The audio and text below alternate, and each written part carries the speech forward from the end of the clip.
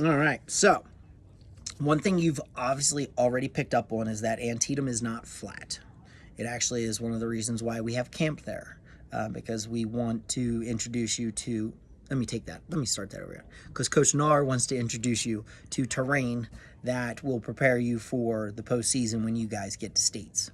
So it's not flat.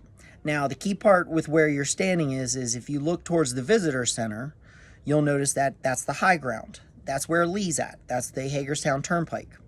He picked that on purpose. He's a smart man. If you look the other direction, you'll notice that the ground generally falls away from you, down towards where the Antietam Creek is, or river. And then on the other side of that, if you keep looking up in those hills, those are the same range, or that's the same range that you're camping in. That's the same range that has South Mountain, if you guys have run that yet. And so it's very hilly. And so what Lee knows is that McClellan has to come up to him.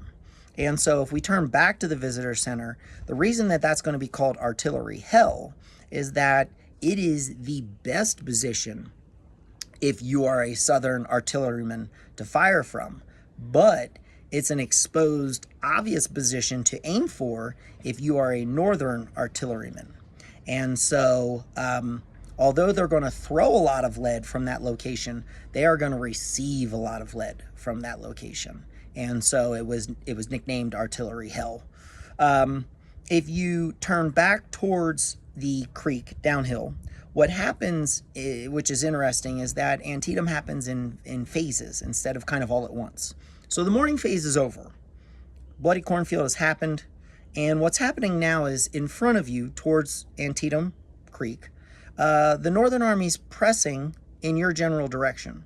And for whatever reason, misunderstanding, just, trying to figure things out, they actually start to turn towards your right and head in that direction. And that's going to set up what is going to be phase 2, which is known as the Sunken Road, which will be known after September 17th, 1862 as Bloody Lane.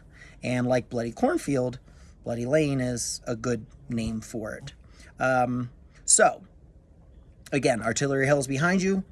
Not a great place to be, but also a great place to be, depending on your perspective. And then where you're at towards the creek is the Northern Army moving towards you about 9-10 o'clock in the morning, kind of almost as the Cornfield battle is ending. These soldiers are moving literally towards you, but then turning towards your right and heading towards what will be what was called the Sunken Road, which will be known as Bloody Lane. All right, we'll see you there.